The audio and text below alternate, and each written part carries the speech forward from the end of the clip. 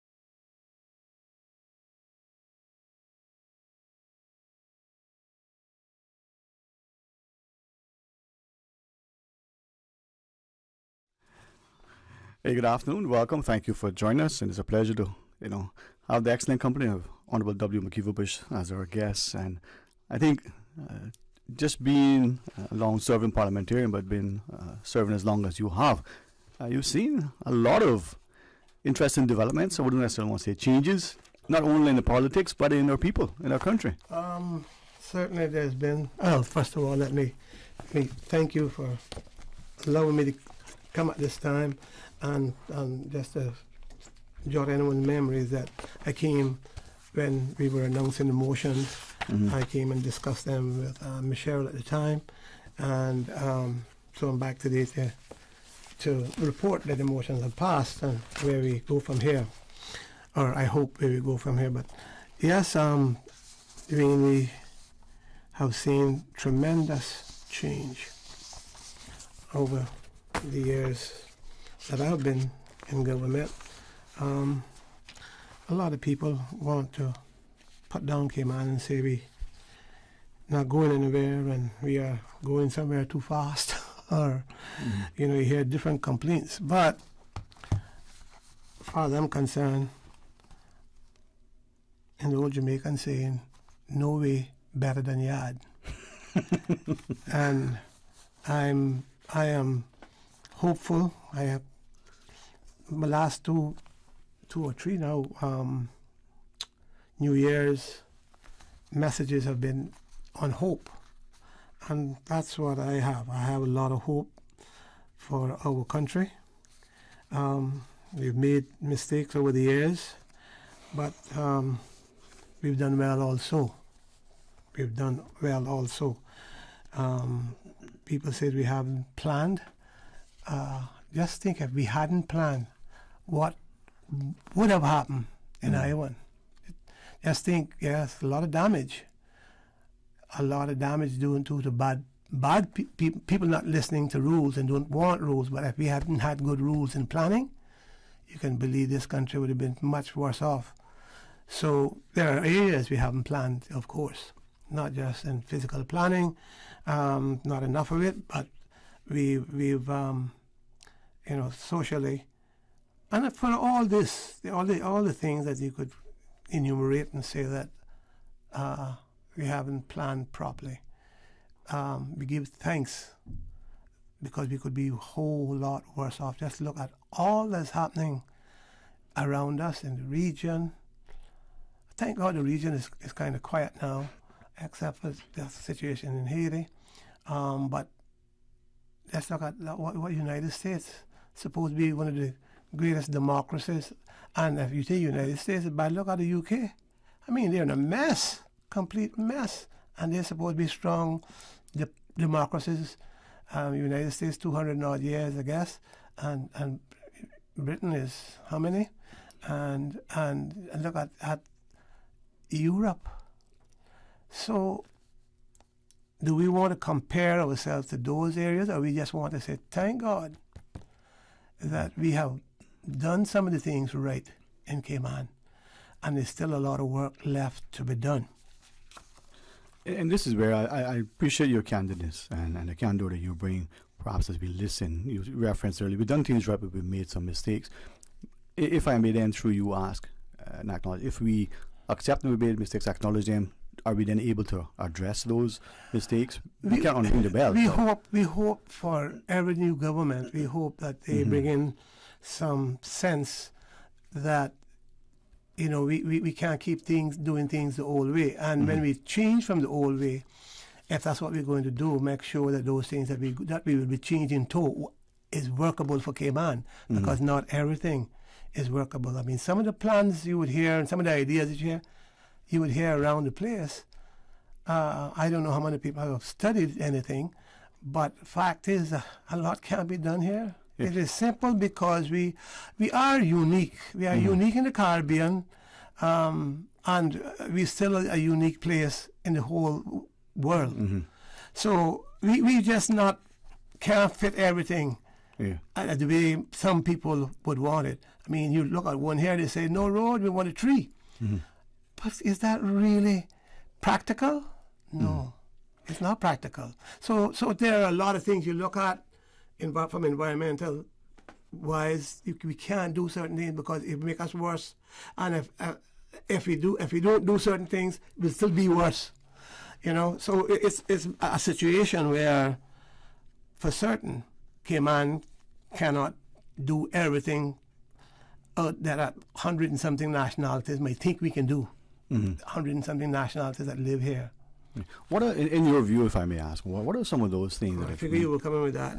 I was speaking broadly, though. Oh, okay. But we can because maybe it's a cliche more than anything else.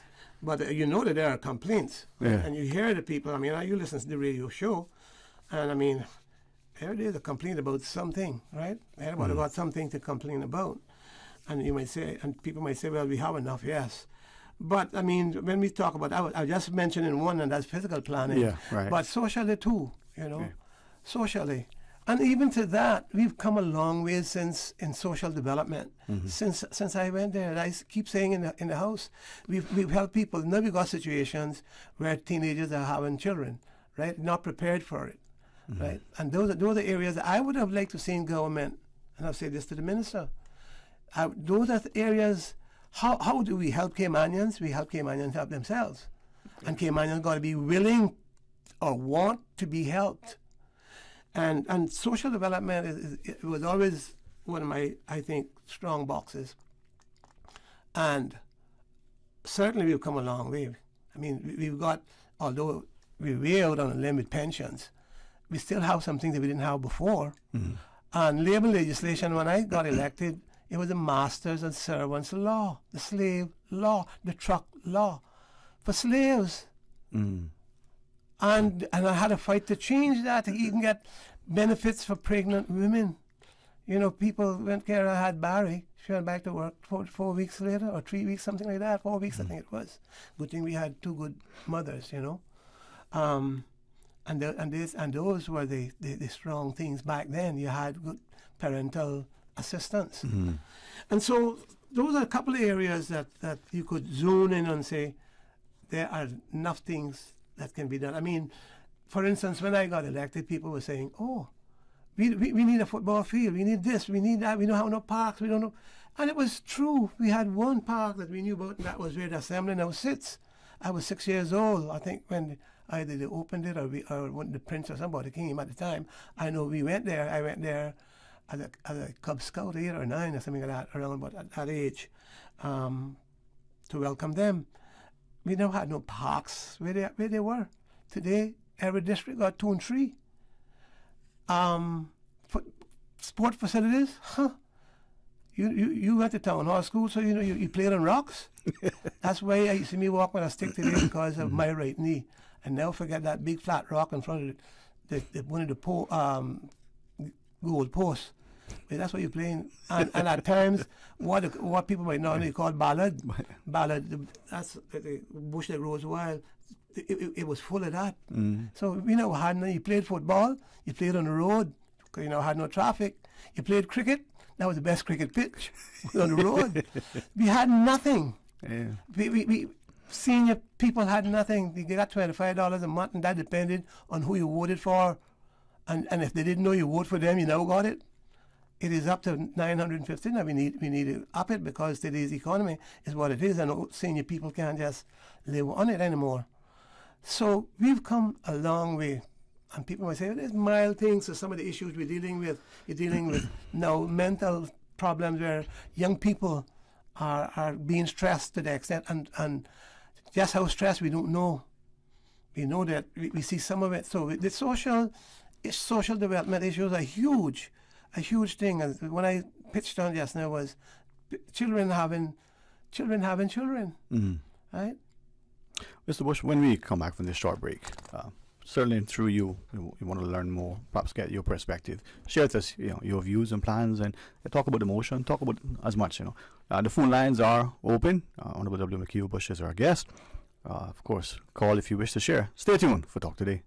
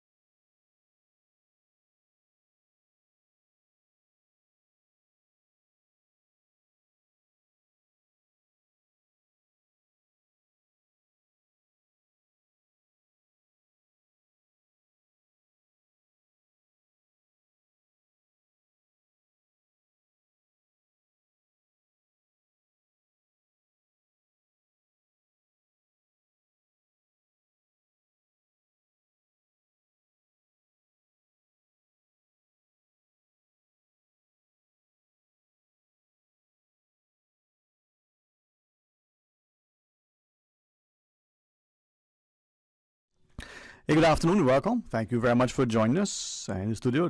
Honorable W. Mckeeva Bush is our guest. And the phone lines are available if you wish, 949-8037 or toll free at 1-800-534-8255.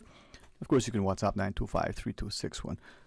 Got a WhatsApp or two to read in a second. But as we're going into the break, Mr. Bush, you were sharing. Please continue if you wish. Now, well, maybe I've gone far afield than I wanted to go. today, and on this I intended to come in, make a report back where we are on the motions.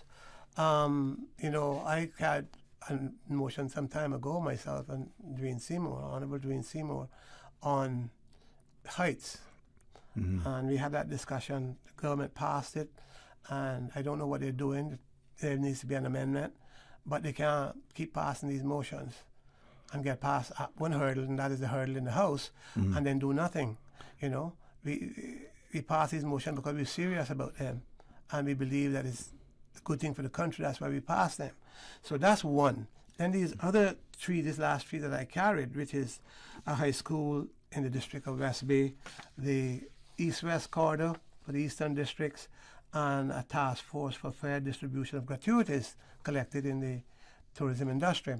These are all very good motions, and other members have passed other motions, but I'm here to deal with mine. Yes, sir. And so we need to get an understanding from government. Government is going to have to act. There ain't no sitting down but caucus this and caucus that.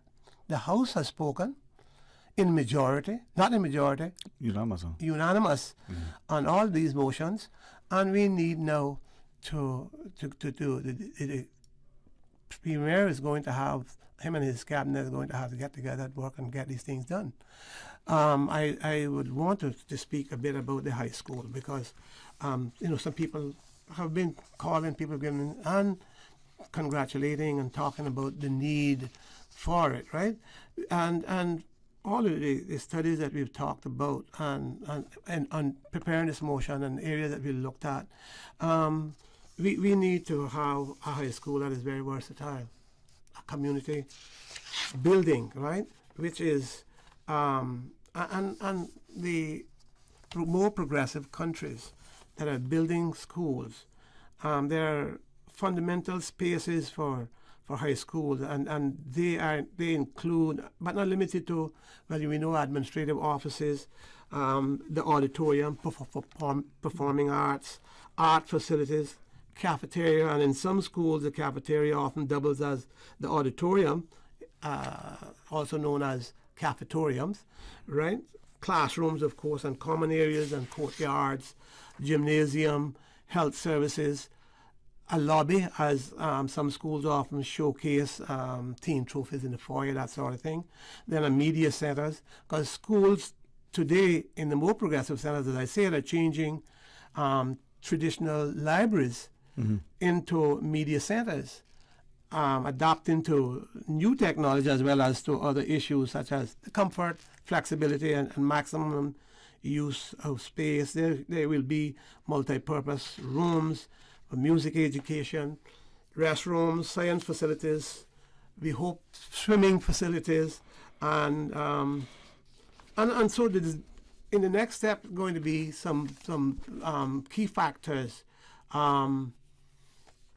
that needs to be done.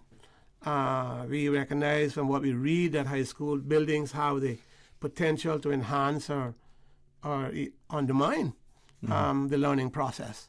The buildings that I'm talking about, they need to be comfortable, healthful, safe, and secure, and we hope and pray not. I don't even want to mention it, but we see what's happening in the rest around us. High schools are often intended, as I just said just now, joint facilities for other community programs, and should must provide flexibility, accessibility, and durability because of the year-round use, practically year-round use of the building. It is particularly important to manage operational costs. So the buildings have to be done right, and that requires what they call life cycle cost analysis. While today all high schools need to accommodate computers, high schools, for instance, have greater need for integrated technologies that support more sophisticated curricula and the performing arts. So these schools are more likely to be used for community events as well, from public meetings or performance in the auditorium to athletic competitions in the gymnasium. And I've always said, look, I don't want to build a building and have a school building and have it sit down there forever and doing nothing in the evenings. I always felt that that's what we need to be using for multi-purposes. The buildings, community use, rather than build a community center which is locked up 6 days a week because nobody will go there hardly until weekend, while the school is there too locked up, right? And only used in a day. So let's think about having a building versatile enough, right, that we can utilize the auditorium as a hurricane shelter or emergency shelter. These are the kind of things that we must think about now when we spending money, because I keep saying government don't have a bottomless pit of revenue. So we have to look at the spaces. We have to look at all the different things that the community, where as I say, the whole what are you calling a whole building design guide through integrated design processes. So there's quite a number of things that has to be done. We want a particular approach to community building that will beautify and enhance sense of ownership and community pride, impart a love of lifelong learning to our students, young, mature, young and older citizens, and impart educational skills to inspire the community to face the challenges and embrace the opportunities of our continued development. So it is not just we're going to put up a building. There's a lot of work, and that's why in the motion I gave government time. I said that government start considering the planning process. And the first thing I want to do, and I'm going to say this to the minister too, that we need to call a meeting in our community and talk about it with some education personnel there at the time. And that start so we can build within the next 4 years. And to for the inclusion of funds, though, in the budget for the planning process and other needed costs to begin construction. Because, as I said, a lot of planning to be done. And maybe they got some insights because we just finished the new, what that is, John Gray building. And so it's quite a, I hear there's some drawbacks to it, but as you know, people will find fault in everything. But we wait and see how much we could draw from that. But yeah, what I want to see in West Bay, we're planning, this is for the 25th century now.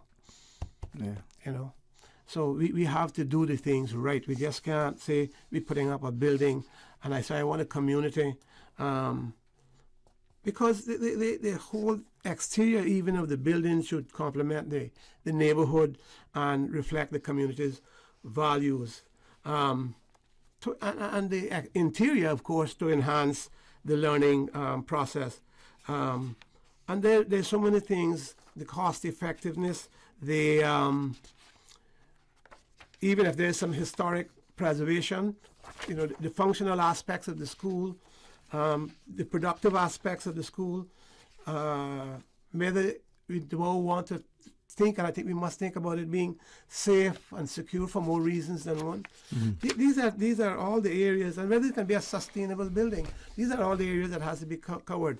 And perhaps I'm not telling them anything new. These are things that I've studied. These are things that I've talked to planners about. With myself talking to people like Dwayne Ebanks, who was, you know, one of our first directors there in planning. These people know about how progressive societies and communities operate and what we need now. As I say, we're just not going to be able to, anyone just need to think, oh, they can just go and get the cement and build a building. No, and then hire some teachers. No, much more now to the planning processes than that. So I'm going to hopefully get a meeting where we can invite the community to come and talk about it, and people can push forward their ideas. They can send their ideas, because some people send in writing better than sitting down at a meeting. So we will encourage all of that for people to come and do the right things as far as a building and the services it must provide for the community. You know, when John Cumber School was first built, we used to have evening classes there. Mm-hmm. They used to have very community classes there, and then they gravitated or went to the high school and had them. But I remember attending, that's the first place I attended, and different courses there was, who were the two? I know Mrs. Glidden and Mrs. Klein Glidden. Klein's CG's mother. Mm-hmm. She was one of the teachers. And old Mr. What was his last name? Anyway, he was big in the Adventist church, I remember that. And he used to teach there as well. So classes were held, and as I say, they moved from there to the Mm-hmm. high school, and then of course finally in 1986, we got our community college. But, you know, things can be done in the community. Even just some of those things up there, I hope would be able to be done in a high school setting in West Bay. Well, let's pause. Yeah. And when we come back, I'll share some messages and then we'll continue. Please join us after the break.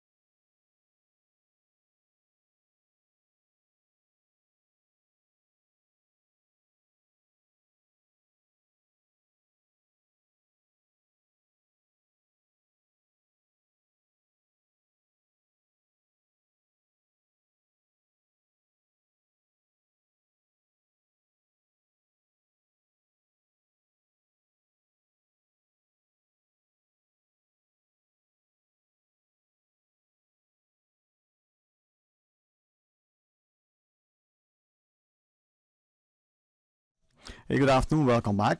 Thanks for sharing with us. And in the studio, Honorable W. Mckeeva Bush is our guest. And, sir, we have a message that we would like to read. It says, good afternoon, sir. Would you please ask Mr. Bush why there are no West Bay public meetings by politicians and police to address the many district issues, such as on or underemployment, so unemployment and underemployment, preventative/behavioral health and insurance problems, poor primary education. It seems like most solutions are from government instead of empowering people in the to be self-sufficient. We are now becoming a welfare state. There's another message, but I'll pause there if you wish. Why? Well, the question is, you know, the truth is, the more that social media came available, and we do have, I mean, many people think we might not have public meetings as such, but if they knew the amount of discussion that is going on, because we have offices now, and people come into those offices, and the only time that we used to get a public meeting, if they're looking at historically, was when the issue was so hot that you had to bring the public into it. And people use that to get political support, not to really inform and educate. Yeah. That's what it was. Now, as I said, more that social media come, and more that you got avenues like this to talk and address, you find that the less amount of time is spent in a public meeting as such. So more social engagement through other platforms like social media and like, and then that's basically what has happened. Is that the best route? I don't know if you can get any less of that. I think as time goes on, you can get more. Remember this your time now too, and they can say what they like about you being paid. Fact is, many of us work through the night sometimes.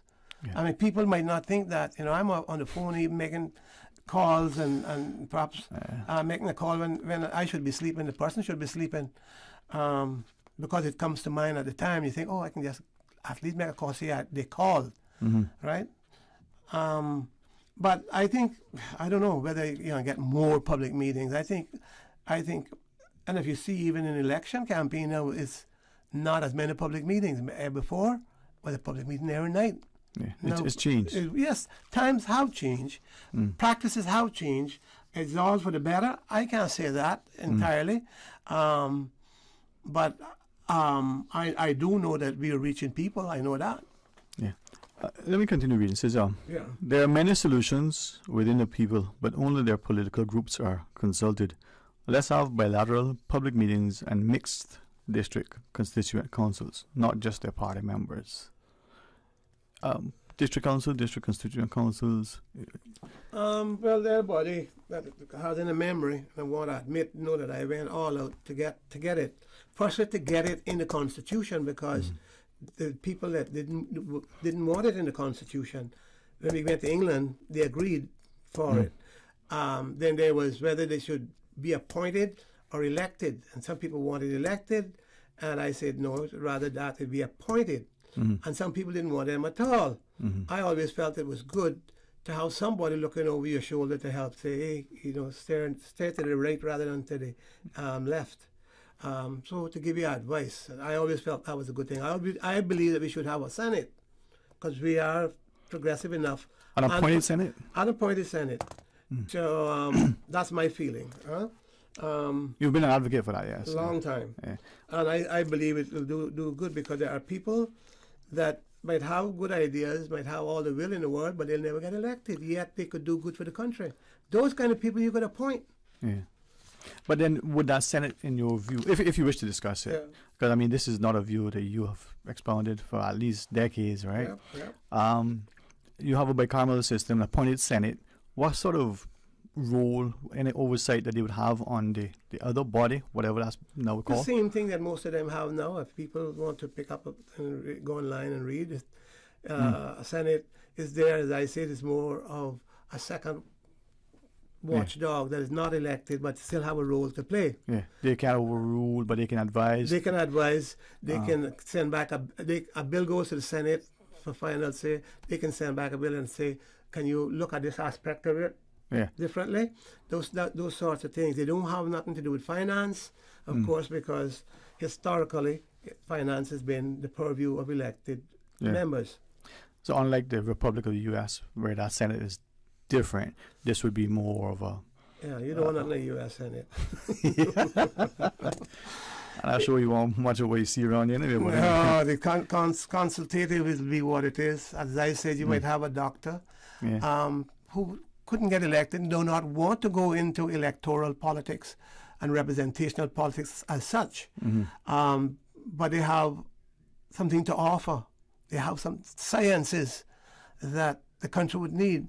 Okay. And whether that's something in finance, or whether that's medical, environmental, different needs of the country, our developing country needs. I may want to ask you more, but respectfully, we have a caller joining us, sir. We're speaking to Honourable W. Mckeeva Bush. Let's go to the phones. Welcome. Good afternoon. Thank you for calling. Good afternoon, gentlemen. Good afternoon, sir. How are you? Not too bad, sir. And yourself? Oh, blessed, healthy. Thank God, man. Very well. Mr. Bush, how are you, sir? I'm holding on, coping. Quick question to you, Mr. Bush. When is this foolishness in this country is going to stop? Why as we as Caymanians have to punish in this country for what other nationalities is coming here and doing to this country?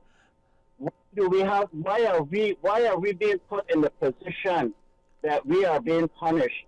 And I'm referring to this thing with the cars, right? They're bringing all of these all rejected vehicles from China, right?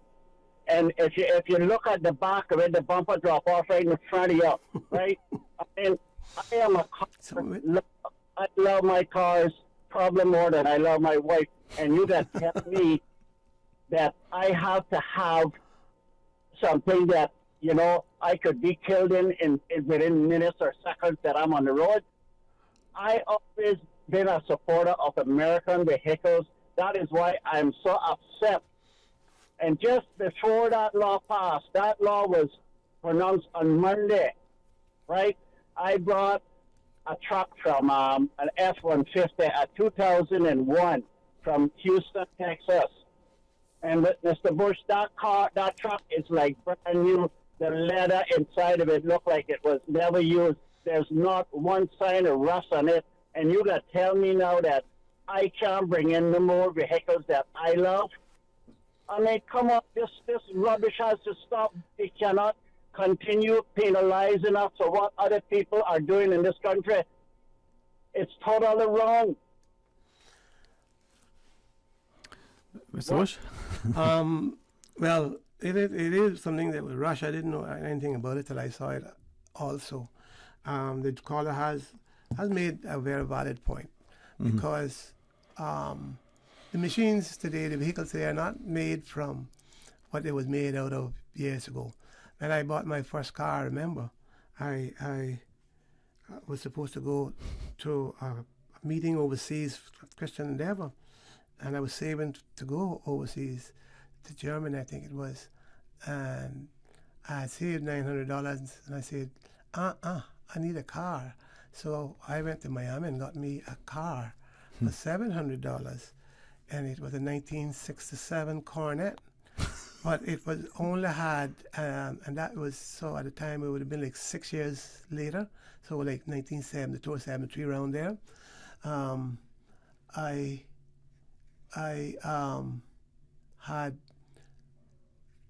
bought the car. That was my first car. I didn't have no license yet, but I bought it, and it was pure iron. and it had, like, we were born from an elderly couple. It had, I think it was 1,500 or 2,500, something around there, miles on it. So for 6 years old, she was in extremely good shape. I bought that. I mean, that car is still something about around here now, and I wish to God that I had kept it. Yeah. Well, to the caller's point. But he's made a good point that there are vehicles out there that are in good shape vehicles. I have a 1961 Olds, 62, I think it is, 62 Olds Starfire, and that is iron. That is iron. Yeah. Well, I mean, if I wanted to bring in my, 1969 Camaro RS, not SS, will I be able to? I know the thing speaks to the notion of, these mission vehicles for exhibition that won't necessarily be your primary mode, but what if that's the mode of transport that I want? Is that going to be excluded? You work all your life, you get that space when you can afford some of the things because your children are grown, they're educated. You want to treat yourself before you're 100. Yeah. Will you be excluded from rewarding yourself? No, Um, that's what it could be. I hope. I don't know. I thought the premier came on and he spoke to it. I don't know. Wait, when you read the regulations, they talk about, exhibition vehicles. I asked the lawyer, he said, whatever the hell that means. That was his quote. And and it reads not your primary mode of transport. Yeah. But So I don't mean want, that's a second vehicle yeah, at least. but I don't right? want 4 cars, right? Yeah. So if this is my mode of transport, I mean, make my hair flow in the wind, the top down. Where's the bush? That might look good. Yeah. If you did that, yeah, it would be a difference. No. But the call, I think, is still there. But you know the truth is that the cars and he thought it was a good idea because then poor people were getting the transport, right? Yeah. But again, that went against the fact that listen, we only have a limited amount of road space, Yeah. right? And what I tend to see, what I see on the road is one of those import cars, we call them. Let's call them that. But all cars imported here. I know. We're not going to factory. I'm talking about. I know. Let's call them Asian cars then, right? Yeah. They say. Import and domestic. Yeah. Listen, they have. And when I see a wheel broke off somewhere about on the road, a wheel broke off somewhere about. How that happens, I don't know. Whether they're modified and not done good enough, I don't know these. I'm not a mechanic, but it is a telling factor. Yeah. It's a telling factor. All right. And is the news there, Ms. Susan? All right. Appreciate the caller's perspective. When we return, we'll continue this wonderful discussion. Please stay tuned.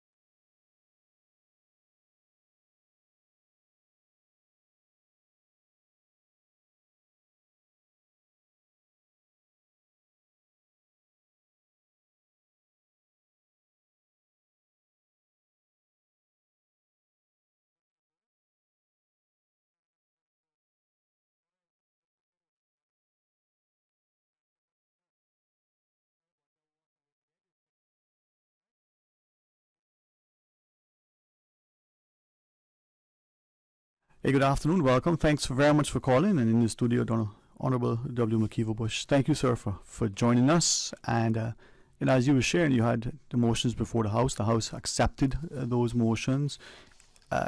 If I might, as you wish, for the public to understand now, many of us who are not parliamentarians, we don't necessarily understand how the rules of the House operate. This motion was brought, it was supported, the motions were passed unanimously. But if the government doesn't do something, then they just fall away? Or is it the law now? How does that work? Well, if the government don't do something, then it's left up to the individual or some individuals in the House to get together and say what kind of pressure we can lay out for the government to follow. Okay. Or bring to bear so that the government understands, look, we just not come here to talk. Right. We want action. So as the motions were passed unanimously, if they don't to become law, because they're not law, they're just asking the government to consider doing these things. Yes. What will the government have? The reason why that you can only ask the government, the rule says we as ordinary members of the House can't bring any kind of measure to lay out expense on government. Government has to do that. When we say government, let's say cabinet and it's government. Right? So as I said, it will be left up to members. And I tell you this, that there are, people who, before I brought this motion, before John, Honorable Dwayne Seymour was talking about it, I know people were putting pressure on him, plenty of pressure on him. And I think all of them was receiving pressure, but two that talked to me most was him and I know Heather talked about the traffic situation all the time, and I know Chris Saunders was under pressure as well. And so, as I say, this, while it affects the whole Eastern Districts, which is, I think we enumerated to be, according to the census, close to 19,000 people, and for the 3 districts up there. But that's not all. That the whole island has to be concerned. You got a tourism product up there that is a daily traffic also, and there are all sorts of things, all sorts of reasons why this is important, more important than any EIA that we know, because we know the areas now, we know what is sensitive, and so people are suffering. This is flesh and blood that are suffering, and so we have to move forward. We just can't sit back and not do the areas that we can do that will not affect the environment in a disastrous manner. So they can't sit back and just and say this is what we got to do because I'm an environmentalist. I'm for the environment, Mckeeva Bush, not for the environment. They can go sit down and fly a kite. I've been more for the environment than some of them would ever be. Can I read this one as you referenced that? This message says, "Good afternoon, sirs. I am in total agreement with the east-west arterial roads, but to do it before the EIA is setting a very dangerous precedent." I don't agree with that person. I don't agree with that. I just say that though. I don't agree with that because we are saying we know that there are areas that it will not affect the environment in a disastrous manner.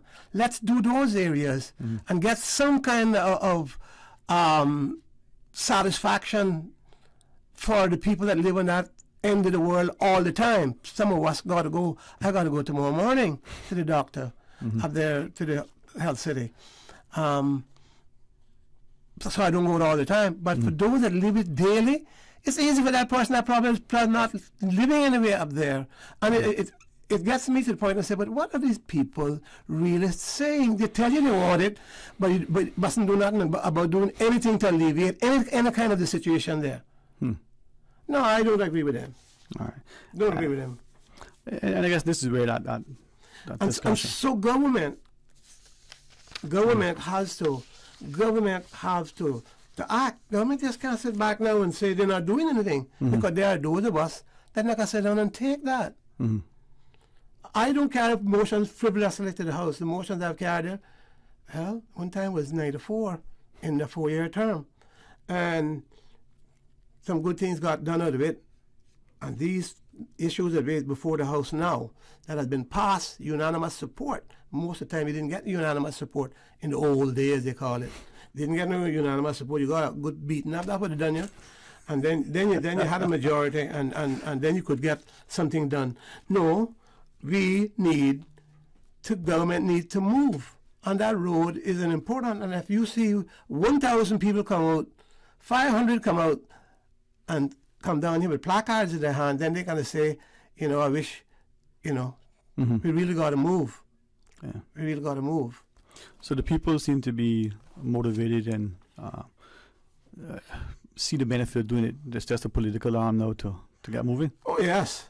I mean, you go across the length and breadth of this country, and that's the feedback you get.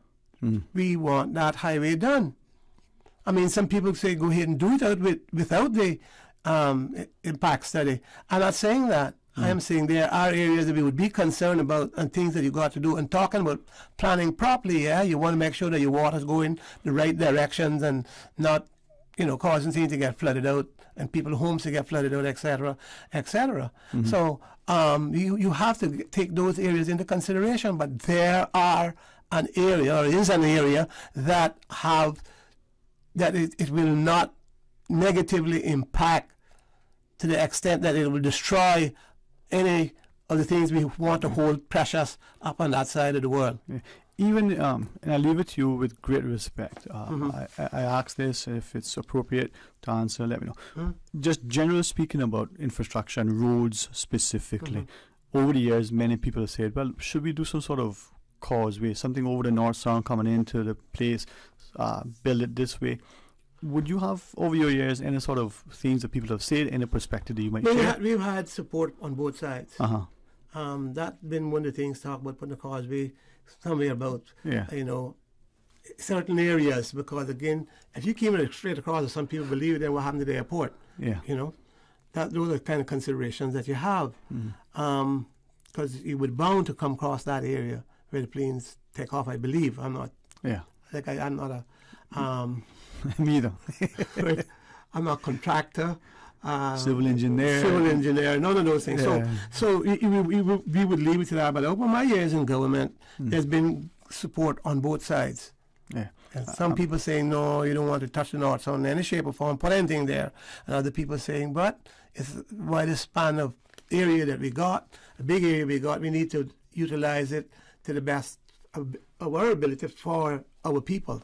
Yeah, I mean, some even more recently have talked about, I guess, the current flyovers in Trinidad, the roads that are built, the highways in the States, elevated off the land, those potentially? I look at small island states a lot as I view what Singapore have done, and I've always used Singapore as a guideline because I think they were well established. And they were hammered. That little country was hammered out of the need to build a nation because they were left without anything. They were invaded first and then left without anything afterwards by the UK and Malaysia. I think they belong to. But when you see all that they have done, the heights that they have gone, the provisions they have made in national development, and the social policies.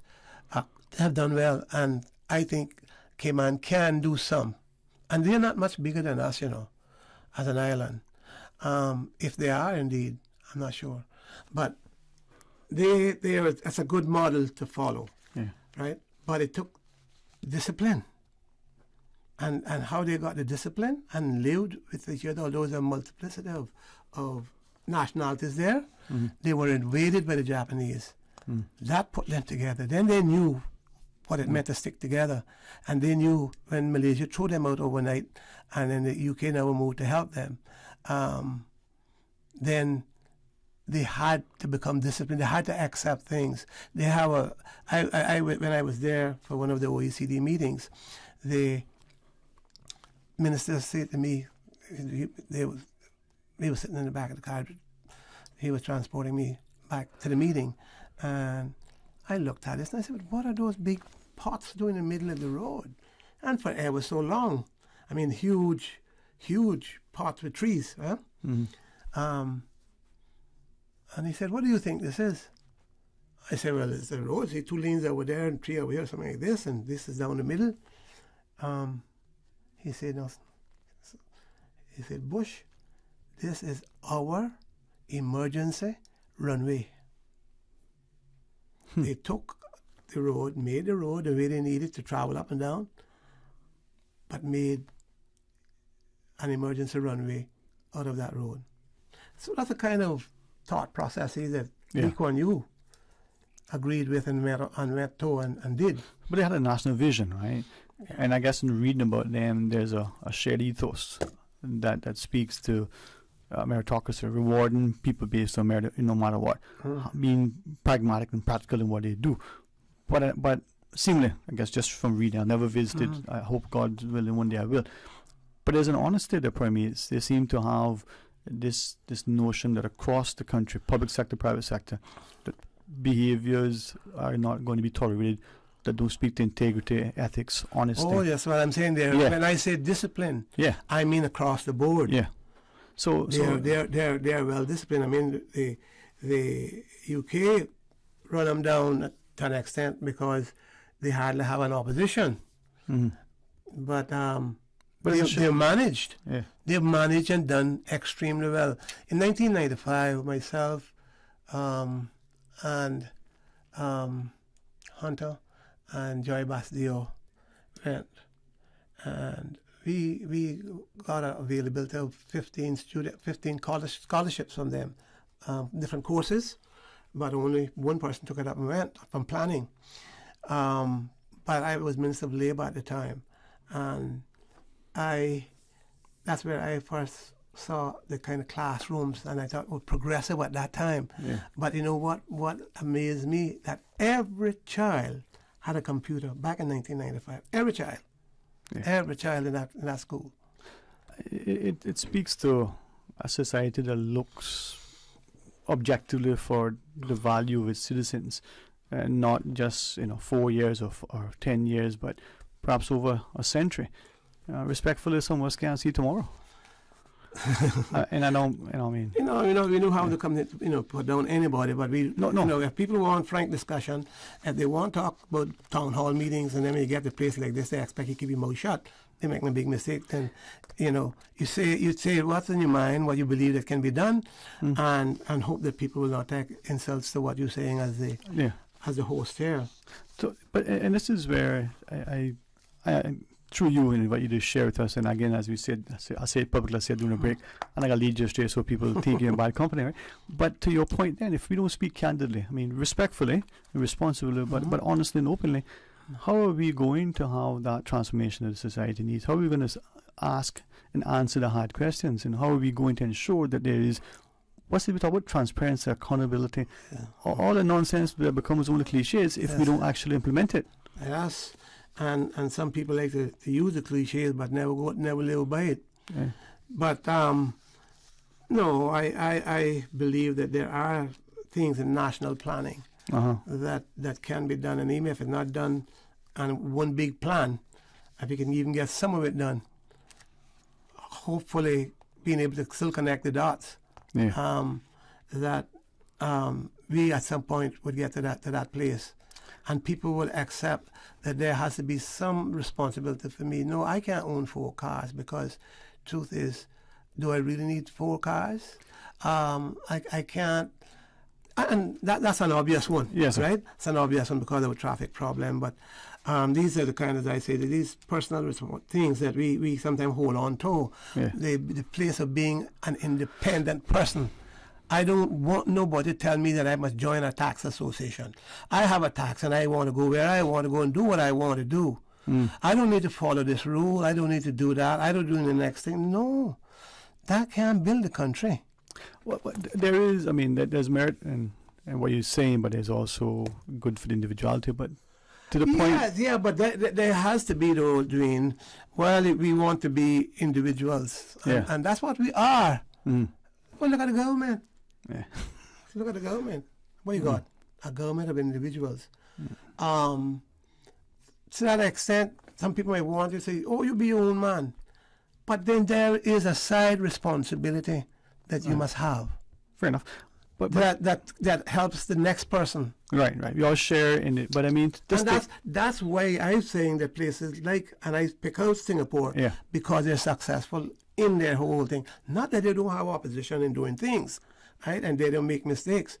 They flog you for it too.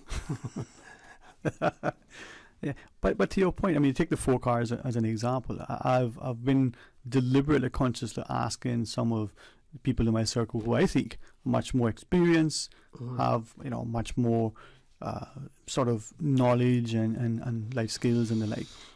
And if an individual, as one said, had 1 car for every day of the week, and every day that person drove a different car, licensed and insured, the immediate benefit would be the government gets the revenue from that license. But he said that person can only drive 1 car at a time. So does that really, the question was, does that really, significant car ownership, multiple cars, affect the traffic congestion? Because you can only drive 1 car at a time. I've been thinking about that. I think the JLNO who, had a wonderful car collection. Yeah, but where the individuality come in and where the independent person comes in is when 4 live in a house and 4 got cars. That's what we speak to. Yeah. Not one person, because you only got 1 car. Yeah. And you can only drive that 1 time, right? Right.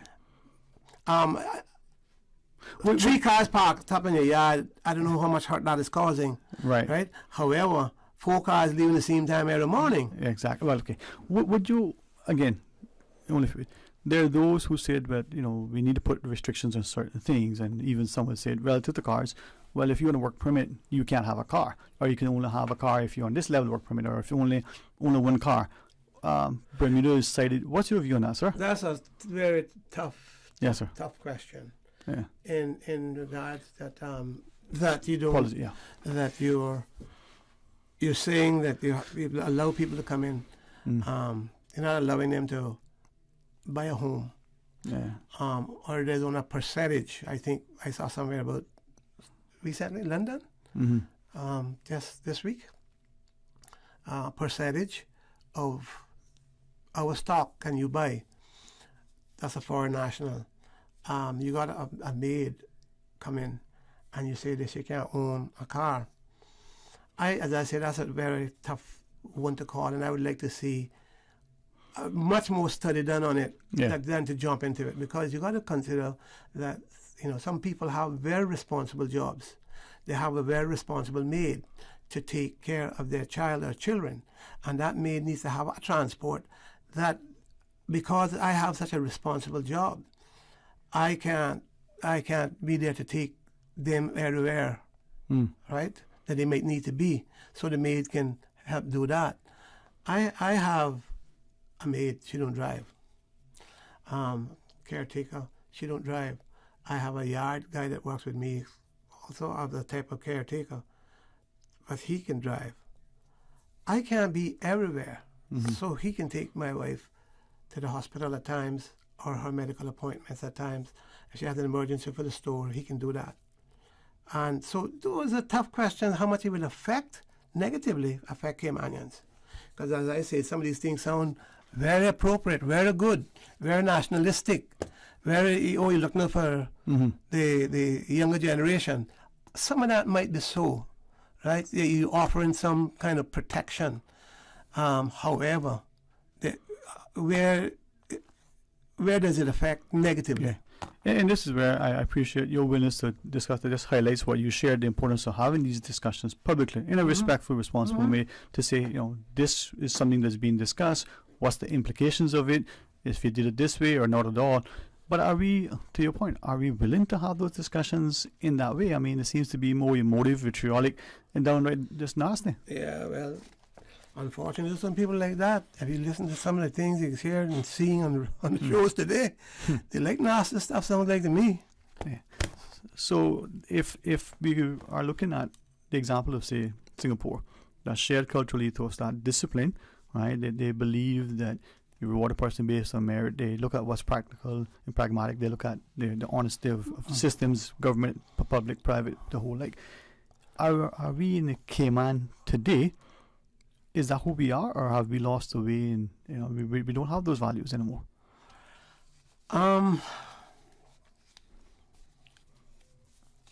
we've changed so much, and some people have accepted that we had to change, because, and then we accepted perhaps more than we should have. Mm-hmm. There are areas. There are areas that you can say we were too willing. If that's what you're saying, I maybe got the question wrong. No. You talk, man. Because I'm saying we as you're sharing, we want to get somewhere, but then maybe are too willing to compromise, to maybe forego now, with the belief that tomorrow is a promised land. I mean, what is it that we've done that we should rethink if we're going to continue doing? It takes me much longer to think about that today. I hear you, but I don't know if I could get into that. Okay, today, that's fine. That's fine. As I say, besides the obvious ones, there are more deeper questions that arises, that has to do with our makeup, where exactly we want to head. Yeah.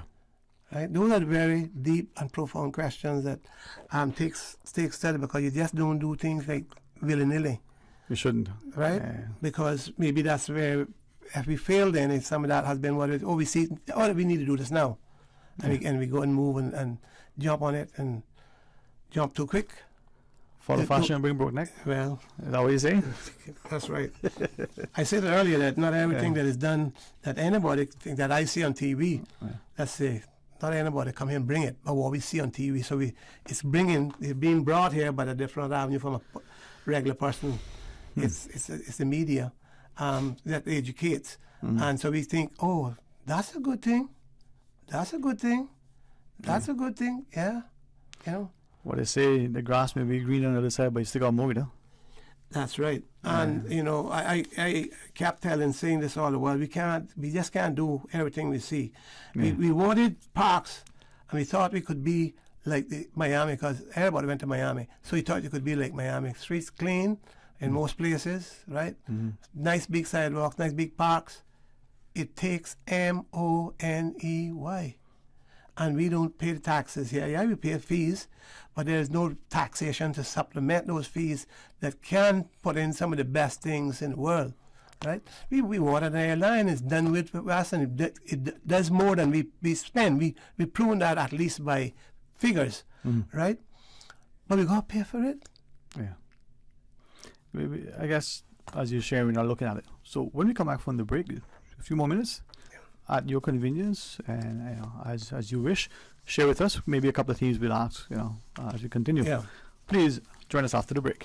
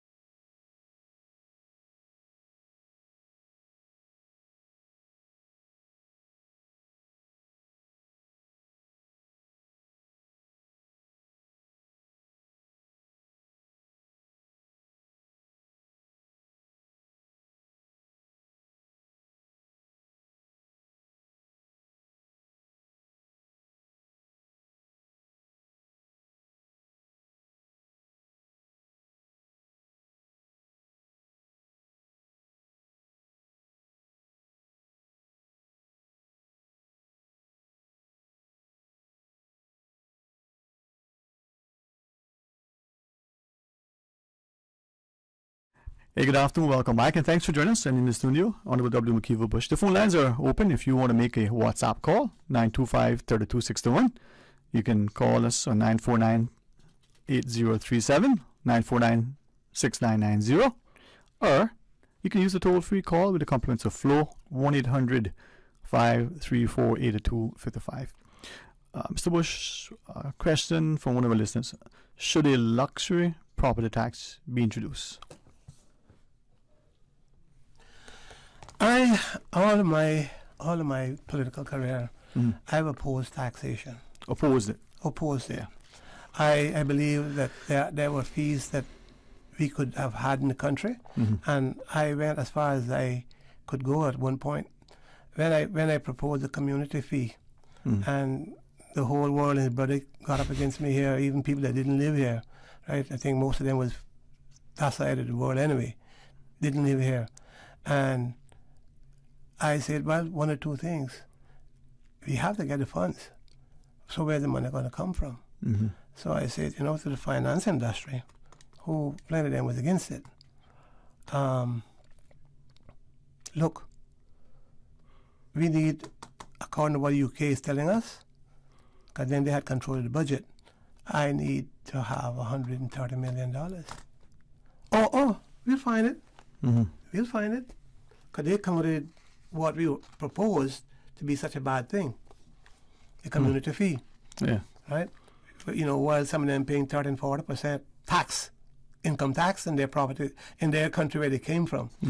So I believe that we can always adjust and readjust on how fees, right? And you can go too far in that because that also, creates another negative impact. Yeah. But when it comes to outright taxation on property, income, value added, no. I got in a big fight with the UK over it. And they told me exactly what they were going to do.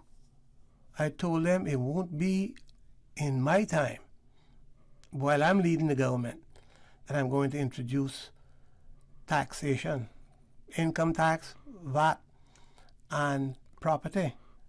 I told Chris Bryant, I said, if you want to do something, you can write to the Cayman Islands and tell them. I said, I will carry the letter back, but I ain't going to sign for you. I left my pen home. So just... but what they told me, do you really believe that little rock like Cayman can stand up to Great Britain? I said, we don't want to stand up. I said, we want to be treated fair and equal. We don't want to be stand up against you. We want to be treated fair and equal. That's all I'm asking. Let me do the things that I can do for my people without doing harm to them. So they want to introduce direct taxation, income, property. You do remember that I had that meeting when I came back from the UK. I had that meeting at the Ritz, which was probably 600-700 people there. Yeah, and that wasn't yesterday though. You remember how long ago that was? Yeah. So in your experience, is that still the view from the UK collectively that they want that sort of taxation? Whether they say so now or not, I don't know, because regimes have changed up there as well. But for certain, they wanted it then. And they felt like Cayman needs to go that route. But some of them were short-sighted, because they say if we had done that kind of open thing, right, that we would become less attractive as a finance industry. That's a fact. Cayman would not be the same.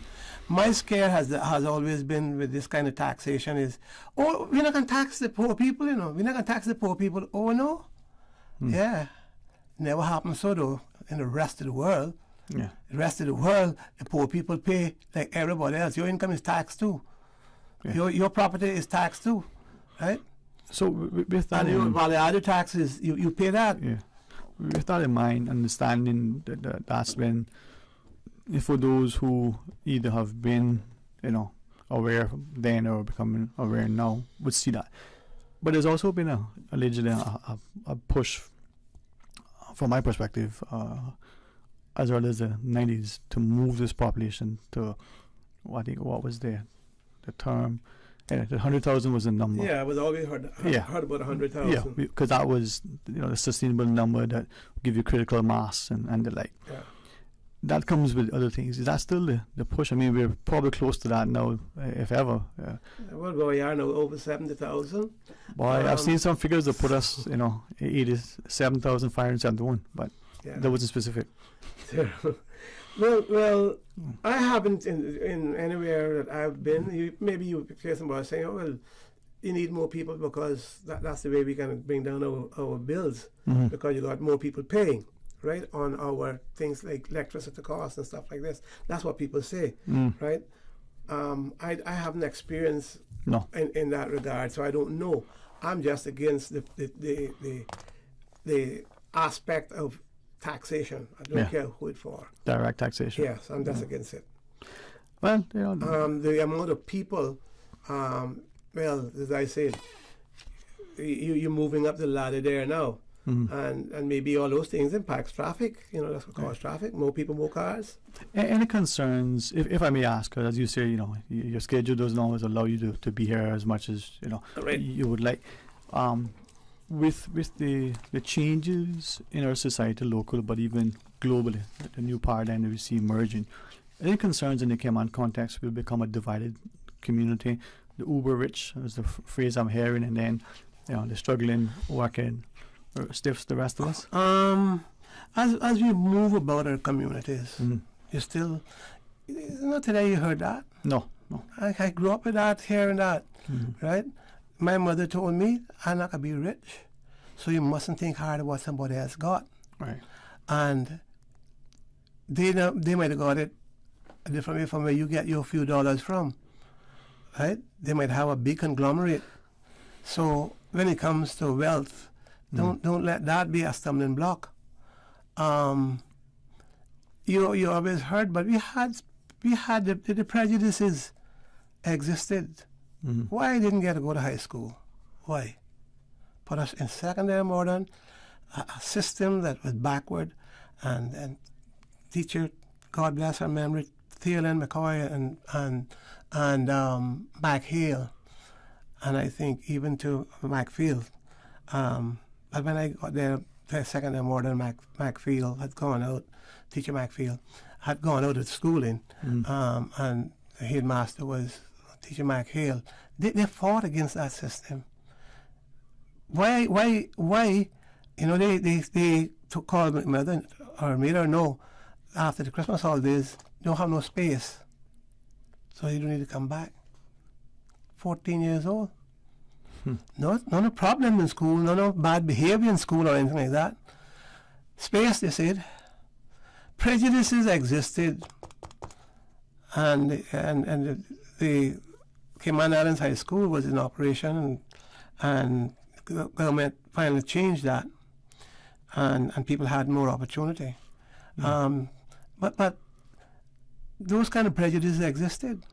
And so, that made a difference between some people, as I said in a statement a couple of days ago in the House. There are some people who believe that they are more privileged than anybody else and operate that way too. But are they? Or they should be? Those prejudices that existed then, are they worse now, or do they still exist now? Are they any better? No, you got better opportunities now. I mean, when I got elected, one company, the Bankers Association were giving one scholarship. The biggest company assisting education and training was Cape Wireless, who did well back then. And the law firms, they weren't giving no junior partnership. I have created that too. Because you know what I did? I said, no, if you don't bring these young men up, then you're not getting no permits. You can't do that. I said, one bet. As the Minister of Labour, how are you going to do it? I'm going to go down and tell them what you're doing.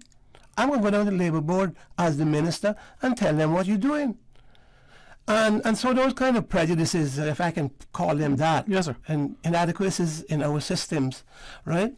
They existed. Color existed too. Don't think about that. Your hair, if you had bad hair and had white skin, you were a different person.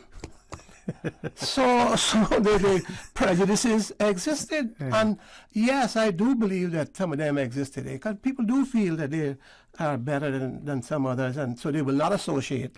I don't mind that. Again, my mother So I say, listen, you don't have to sleep with them. You're not sleeping in their house. You're sleeping in my house. Just be respectful, right? Stand your ground when you need to stand your ground. When you know, if you know something is right, stand by it. Stand by your belief. Stand by your word. Much of that is gone today. But shall I cover it? Huh? The young man, I referenced him a number of times. I thought his impassioned speech to the UK Youth Parliament House of Commons, Chad Anthony Powell Jr., not long ago, made a statement talking about, you know, as I paraphrase, he gets up, he says, you know, my contemporaries made a contribution about the environment, and all very, very valid and real and certainly important. But let me tell you about what we face in the Cayman, the idea of potentially, as young Caymanians, we won't be able to afford the land, work in our country. And he said things that many of us have heard, have been saying, but he said it with such, not just eloquence, such sincerity, and his impassioned plea. And I wonder. People are worried about it. Yeah. Though. People are concerned about it, and there has to be that better balance. If you remember, one of my slogans were better balance. That better balance, that's what has to be struck in Cayman, because we have to find ways and means of being able to offer our children and grandchildren something. How do we get there? How do we get to that? I mean, we talk about the work-life balance, the balance between development and protecting the environment. The balance. How do we get there? So that better balance. How do we get there? Yes, sir. Yeah, you can take people that understands it. If you got people that don't understand it, you're not getting away with me. Come on, simple that instead of it. Yeah. If people don't understand that, and I'm not saying that you don't understand. No. What I'm saying is, it's where everything flows from. Not everything, but a big portion of life flows from government, as we have it, regulations, etc., etc. So people, empathy, heart, right, sincerity. Yes. I almost want to say, it sounds like we need more of them. Well, that's what I'm talking about. If people don't care, then nothing can change. If it's only about me, and mine, me, myself, and I. Yes, or me and my children. Put it more bluntly, then it won't happen. And I that's what I am hoping that I can find when you hear me say that I am exiting politics now. You said this a couple times. I mean, no, I haven't said before. No, I mean this time. This last. No, I am, because I am exiting politics because of the changes that are coming and the unwillingness to change. That's one thing. But I'm exiting because, my wife is not well. 2, I am not in the best of health. 3, I don't have money. And a lot of people, and they spread it, that I'm rotten rich. And of course, I've gotten ill-gotten means by somehow. I'd like to know where it is. That's all I've been trying to find out. 2, that's 3. The next one is that my enemies are willing to kill me, because they feel that I am politically strong enough to back a group or some people and make a difference against their own hopes, their own views, or their group. And so they're willing to do anything that they can. Lies upon lies, accusations upon accusations, and things I've never thought. As the Bible says, they put to me things I never knew. Yeah. And I'm finding that, and haven't found yet. I have some people in mind, hopefully, that will put themselves forward, yes, and will be that change. Will have that empathy. Will want to take care of people, no matter who they come from, where they come from. I don't care where they could be from the man, the moon. If they're living here and living here legally, then I feel like, as a citizen and as a leader of this country, and I like to think that I'm a servant leader, I want to treat them good. Now, a lot of them, deserve a spanking somehow or another, right? Like many of us, but for different reasons. Yeah. But no, I believe that we must treat people good. Right. And you must have that empathy, and you're not going to get those changes that we talk about, that maybe that young man was voicing, right? Voicing what some of us feel. Yes, sir. But how do we get it? All right. People have to be willing to do it, have to be willing to make those changes, have to be willing to give up something, and again, to give up the attitude of me. Yeah. After the break, Mr. Bush, thank you so much for sharing with us. Please join us after the break.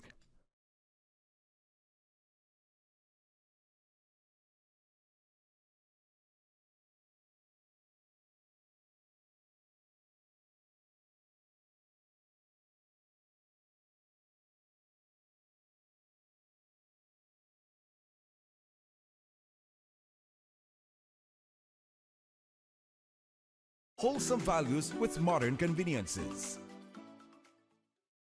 They say variety is the spice of life. And that's why at Subway, we're introducing the new Boneless Hot Sub. Say what? The premium sub brings new ingredients like spicy breaded boneless chicken, French's crispy fried onions, and buffalo wing sauce, bringing a zesty and flavorful experience with every bite. Add some of your favorite veggies, cheese, and ranch sauce of your choice of freshly baked bread for the ultimate boneless hot sub. For a little spice in your life, try the new boneless hot sub from Subway. So good and tasty. And make it a meal with a drink and chips or cookies. Subway. Eat fresh. Ensuring your existing appliances and equipment are cleaned and maintained regularly is an easy way to improve energy efficiency in your home. Have your air conditioning equipment serviced by a professional. Make sure bathroom and kitchen exhaust fans and refrigerator coils are cleaned regularly, because the harder your appliances have to work, the higher your bills will be. The do-it-yourself energy audits on energy.gov.ky make it easy to find ways to save energy and money in your home or business. Complete an energy audit of your home or business before 31st of May 2023 to be entered into a prize giveaway. Prizes include a $5,000 gift certificate to Home Gas and gift certificates to Cooling Pros, Foam Pros, Cost Less, and Foster's. To learn more, visit energy.gov.ky today and follow the National Energy Policy on Facebook and Instagram. It's Tuesday, and you know what that means. It's 2-for-1 Taco Tuesdays, and it's happening all day long at Taco Restaurant and Bar in East End and West Bay. Who doesn't love tacos, especially when they're 2-for-1, featuring specialty tacos like peanut chicken, blackened fish, pulled pork, vegetarian, and coconut shrimp. And of course, all of your favorites. Enjoy 2-for-1 tacos and 2-for-1 margaritas every Tuesday at Taco Restaurant and Bar, located in East End and West Bay, all day long. Talk today. But I do have some questions. Talk today. Cayman Islands' foremost listeners' participation program. Talk today. Because there are more questions than answers. What the public is saying. Waging to take your calls right now. Sterling Dwayne Ebanks.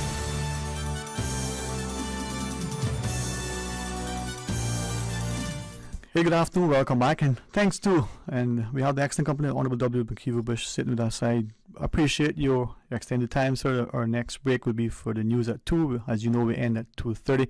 You're welcome to remain until 2, 2:15, 2:30. You decide, sir, right? I'm going to be going in the next few minutes. I have to do therapist.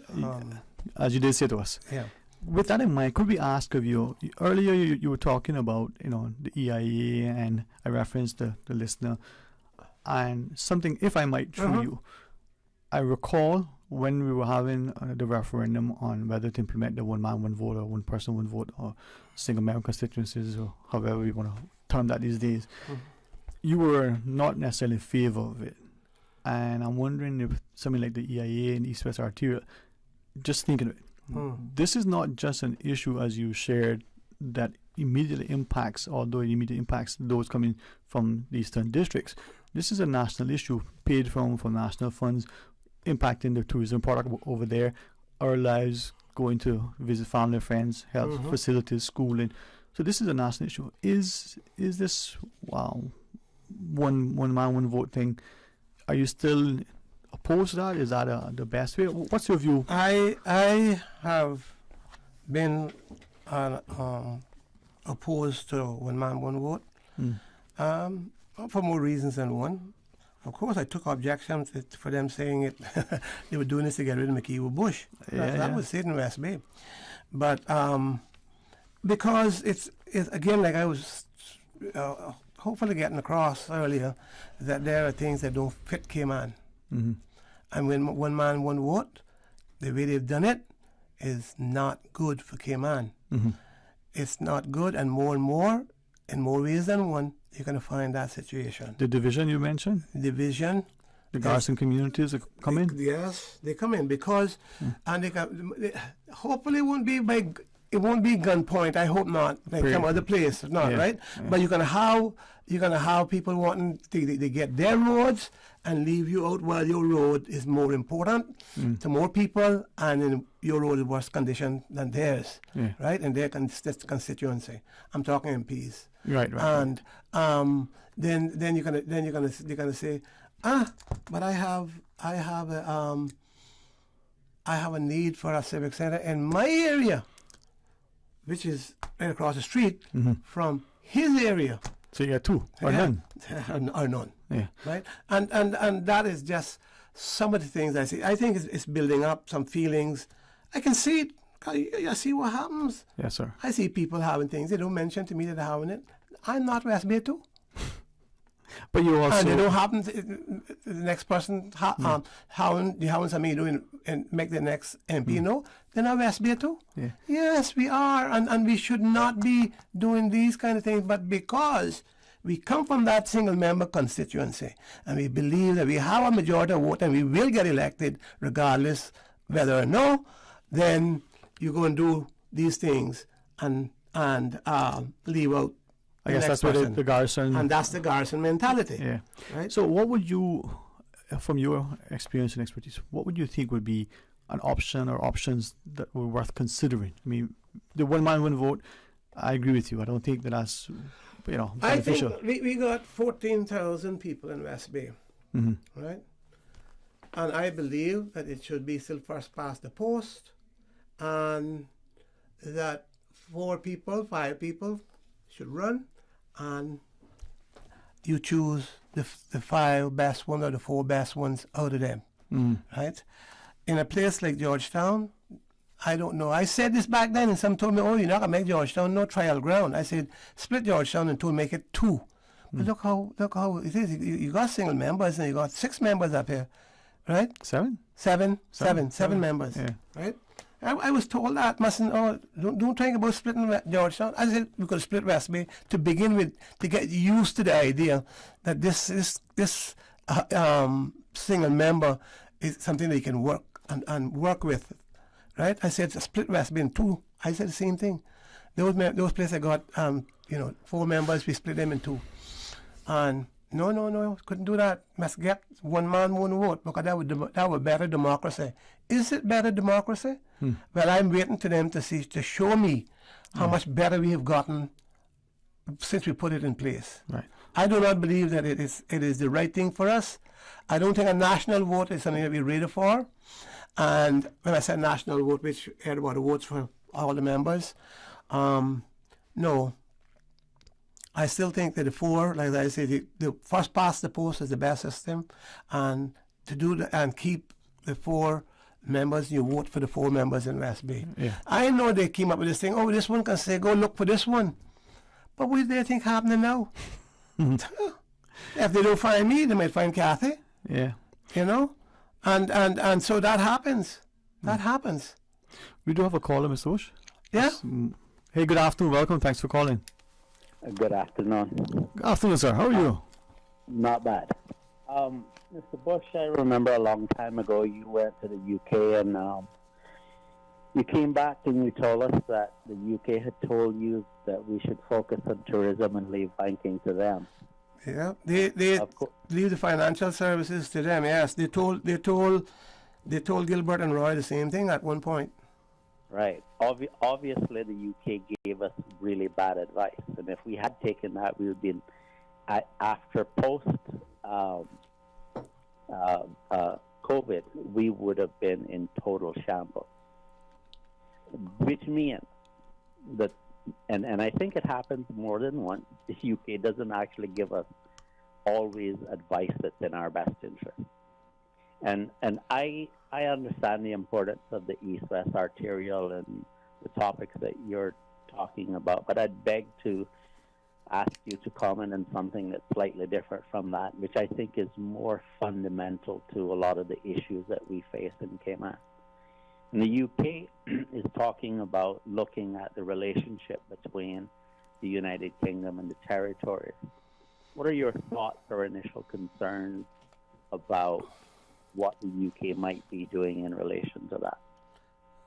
Well, firstly, I would say I would want some more time to sit down and think and discuss with my council some things that I feel I wouldn't say right now. But I'll tell you this: it is. I don't think it is as great as has made out to be lately. I don't think so.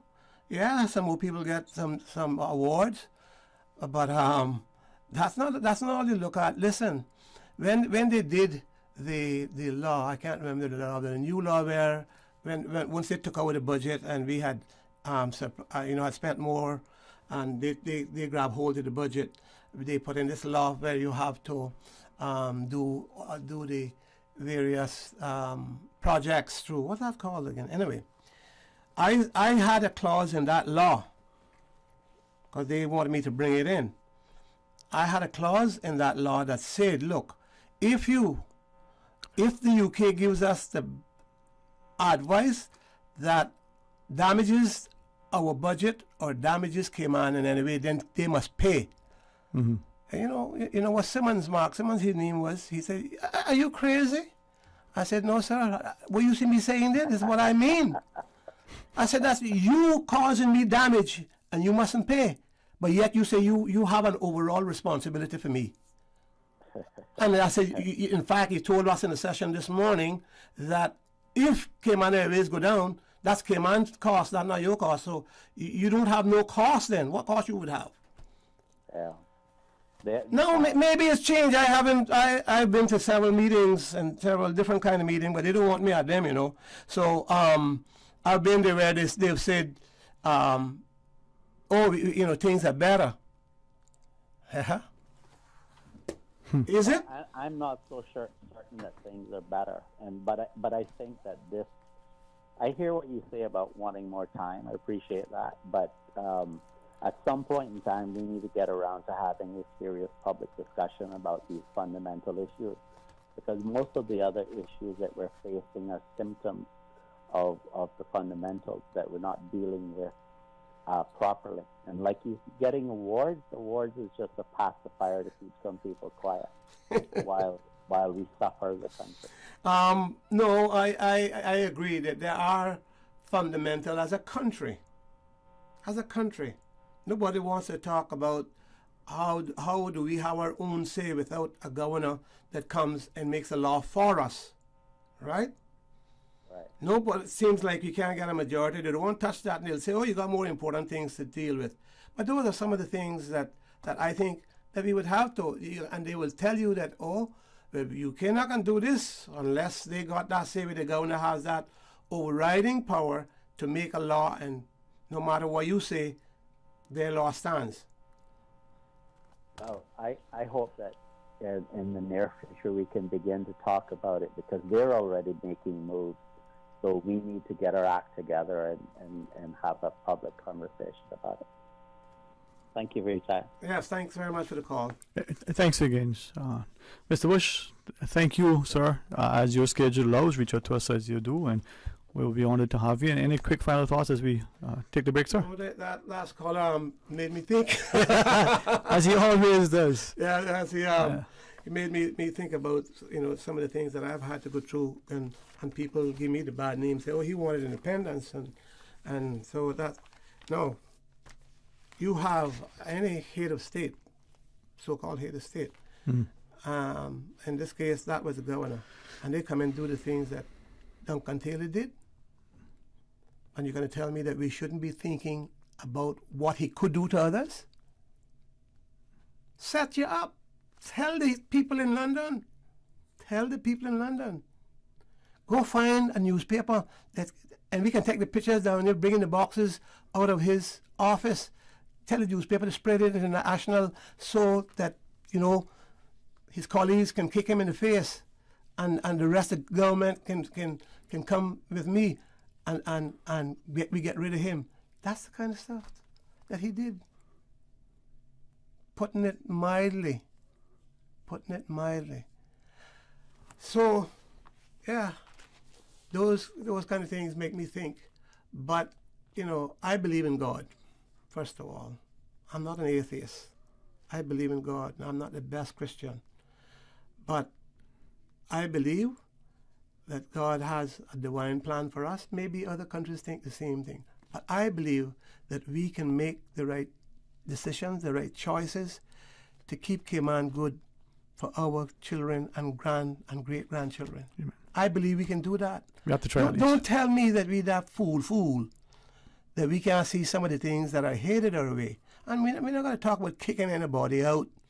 As I said, I don't care where people come from, as long as they come and live here peaceably and don't not come here to chase me out of my yard, chase me out of my neighborhood that I worked and built for 46 years. As long as they come and be honest and do the job that they come to do, I have no problem with it. No problem with it. But there are situations that are existing and that are creeping in that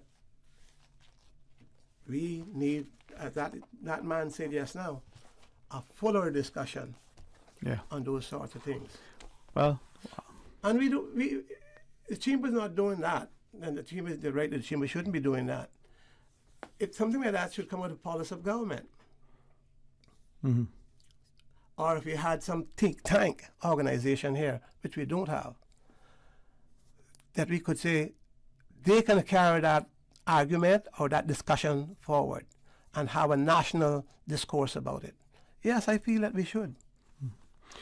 Thank you. Thank you very, very much, Dwayne. Always a pleasure, sir. I hope that we all learned something from our discussion. Amen. Today. See you soon. Thanks very much. All right, we're going to pause, go to the news, and come back. There'll be some open line. Today's biggest news. Radio K-Man. Your voice, your choice. Local, regional, international. This is headlines from Radio K-Man's newsroom. Today's biggest news. Brought to you by Tropical Plaza on Smith Road. With your latest headlines, I'm Felicia Rankin-Solins. The National Trust for the Cayman Islands and Blue Iguana Conservation has released a blue iguana named Charles into the wild of the Colliers Wilderness Reserve in celebration of King Charles III's coronation. To support and learn more about blue iguana conservation, visit nationaltrust.org.ky or follow at Blue Iguana Conservation on Facebook and Instagram. In international news, Goldman Sachs will pay $215 million to settle claims that it discriminated against women, offering female staff lower pay and fewer opportunities. The agreement comes a month before the long-running class action lawsuit was due to come to trial. It resolves claims from about 2,800 female staff who worked at the bank in the U.S. Goldman will work with outside experts to analyze its pay patterns and methods of promotion as part of the deal. Residents of the tiny Swiss village of Brienz have been told to pack their bags and leave immediately. The reason? 2 million cubic meters of rock from the mountain above them is set to come loose and crash down to the valley in the next few days. The evacuation order has not come as a complete surprise to the remaining population of about 70 villagers. These are your headlines. I'm Felicia Rankin-Solins. Today's biggest news. Radio K-Man. Your voice, your choice.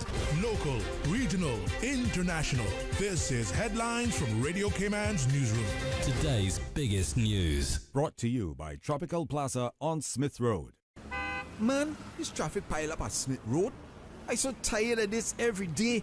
Wait, what's that smell? That smell good. Ultra Lounge Jerk Stand, Tropical Plaza on Smith Road. Smells so good. Tastes so much better. Jerk menu available from 3 p.m.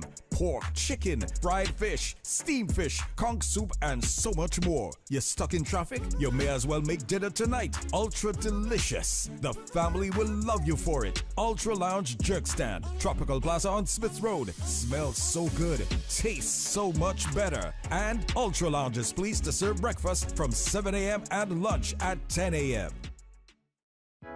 Things come up. That's life. But it doesn't mean I can't show up. From a runny nose, stubbed toes, to earache woes, headaches, backaches, and tummy aches. When things come up, Best Health Pharmacy over-the-counter solutions get you back in the game. Best Health Pharmacy, located at Crown Square Plaza on Eastern Avenue, across from Edie's Decor. Best Health Pharmacy, your health, your convenience is their priority. Best Health Pharmacy also offers free prescription delivery anywhere in Georgetown and West Bay. Call 949-1301 or WhatsApp your prescription to 924-5358. For medical lab services in Cayman, go straight to MedLab. Blood test, x-ray and mammogram, all of that is MedLab. Affordable fees and friendly service, a full professional team. MedLab is always comfortable. MedLab is always clean. For medical lab services in Cayman, MedLab. The MedLab team would like to extend their warmest wishes to all our Cayman mothers. Happy Mother's Day. Talk today. But I do have some questions. Talk today. Cayman Islands' foremost listeners' participation program. Talk today. Because there are more questions than answers. What the public is saying. Waiting to take your calls right now. Sterling Dwayne Ebanks.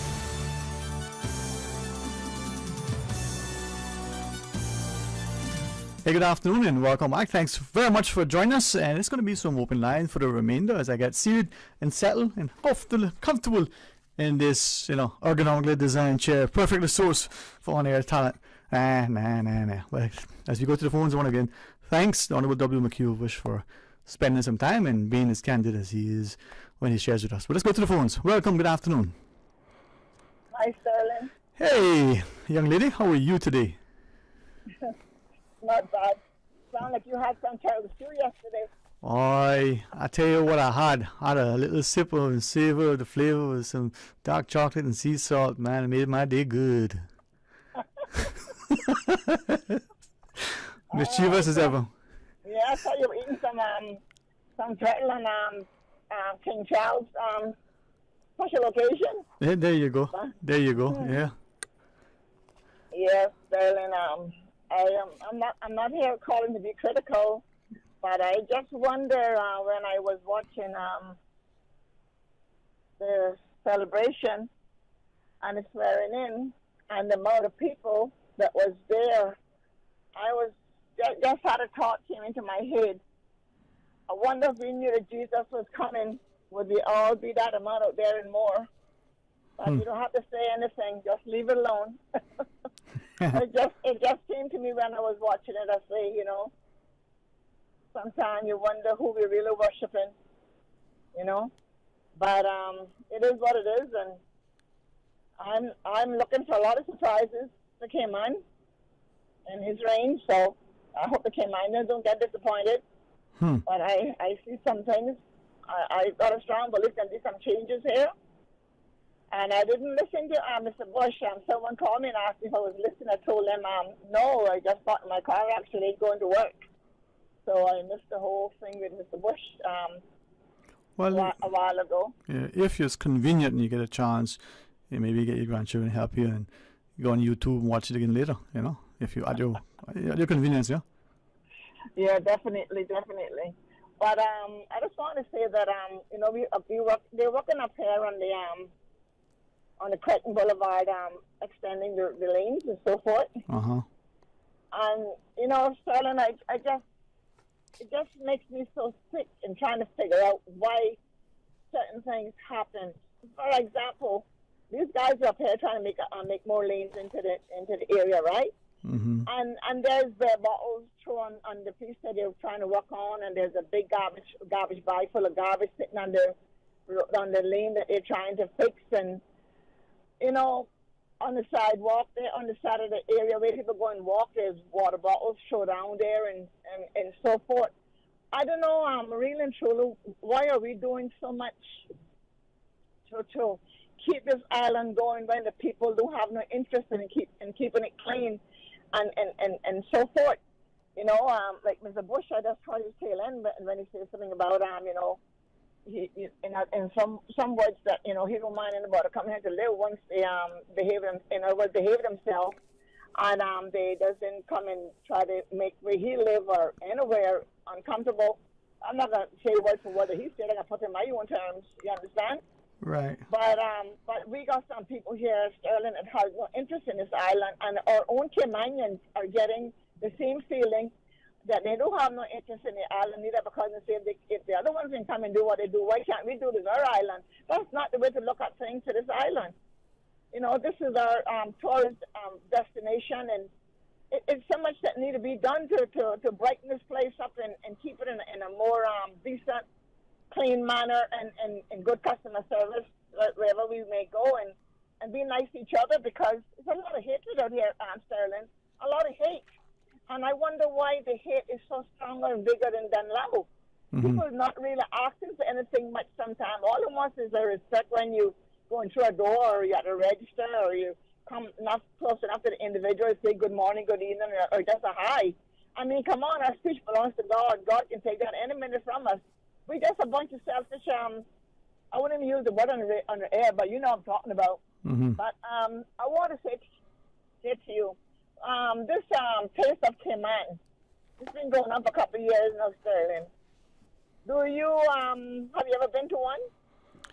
I went to maybe 2, maybe in the early days. I was Safe Haven one year, and I don't sure where I was prior to that. Too many people for me though. Yeah, I have never been to none. Yeah. But I always wonder, it's a Taste of Cayman. What is there on their menu, Taste of Cayman, that I would like someone to call and tell us who has been going to it, that is eating summer Taste of Cayman food? Because if it's just using the name Taste of Cayman, they are abusing our name and the reputation for our island, to the fact of we got our own dishes here, and are they on their menu down there? Are they on their display? I'll leave that with you. Somebody can call in. Mm-hmm. And another thing, Sterling, when someone goes and get a car wash license as a mobile, and they have to have a business and trade license to have this car wash, are they asked, where are you going to do this car wash? Or, where your car wash can be working from? Because, Sterling, what I'm seeing on the roads, we got down on Mary Street, down by Georgetown Primary. Sometimes you can't even get to there properly with the bus, because on the real corner of Georgetown Primary, on the left-hand side, there's a car wash there every day. Friday evening, I've seen about 4 cars parked up there to be cleaned and whatever. Where are these? And another one was a couple of days ago, up on the sidewalk on Eastern Avenue, painted a sidewalk that we're supposed to walk on to protect us from getting hurt from cars and so forth. Sterling, who is up there monitoring these car wash guys and seeing that where they are parking, and what is their rules, and what are their regulations, and what rules they're supposed to go by to be a car wash, a mobile car wash on this island. Because some guys who park up at certain buildings and they don't leave there until sunset in the evening, and they're back there first thing in the morning getting business. Water sitting in the road, you got to drive your car through the water they just clean some other car with. I want to know what a mobile car wash means in the Cayman Islands, and I hope someone can call and tell you for me, Sterling. All right. Because it's very disgusting the way the things are being run on this island, and I can't believe how these MPs, or whatever you call them, can't see anything on these roads. Why are they got blind eyes to everything that is a nuisance and a bother to this island that we was not accustomed to? We are becoming a third world country, and we are a Jamaican number 2, and I don't care who like it and who wants to call and say what they want to say, what I say, because they can't send me nowhere. Mm-hmm. They send me Cayman Brock, I got to come back. If they send me 7 feet, I'll be better on my own island with my neighbor's string. Sterling, thank you so much. You have a great one. You do as well. Thank you for that. Let's take another call. Welcome, good afternoon. Thanks for calling. Hello, how are you doing? Hey, great. How are you? Good, thank you. It was very good to listen to the last caller, but especially to listen to Mr. Mckeeva Bush, who was on just before you had open line. It's always good to hear his perspective and his knowledge of issues in Cayman from history and being able to analyze them. But I found it very interesting that despite his knowledge and the ability to deal with political issues, he was stumped by the last caller who asked him something, and then he said, "Well, I haven't thought of that one. I just enjoyed that in a positive kind of way." And I want to say something probably that is related a little bit to that. I don't know if you listened to the Honorable Kenneth Bryan. It was on the 26th of April in the Legislative Assembly. He talked specifically about the issue of immigration. And he talked about that in relation to a certain legal advice which was given apparently around 2009, which is the particular legal opinion which eventually led to establishment of a rollover policy at 8 years residence. And for those who might not remember it, there was a legal advice which we always knew about. I never knew about it from my official work. I knew about it like just from the society. I believe there was a legal advice which was given to say, well, in the European standards of human rights, if somebody stays 10 years, the European standards of human rights say that that person must have some kind of permanence, status or residence, but some kind of permanence. So when that advice was given, that's when government said, okay, we will introduce rollover at 8 years. If you apply and you do not succeed, then you must leave in the 9th year, because the idea that you should not reach the 10th year, because then the European convention and directive kicks in to say that you have to stay. Now, according to the Honorable Kenneth Bryan, this is for those who want to find it. It's a debate on the 26th of April. Parliament part 3 of that day. If you go to about 4 minutes 22 seconds, it will be about there. Anyway, so he has now said that he has found out that that legal advice actually never came from the Attorney General, it came from the private sector. You see what the problem is there, Dwayne? There are two problems there. One is, how can you trust an Attorney General who, on an important matter such as that one, gave it to the private sector to do? And I understand today, according to the Honorable Bryan, he says that the Attorney General doesn't necessarily agree with that opinion. This is coming 14 years after the opinion was given. Okay? 14 years after the opinion was given.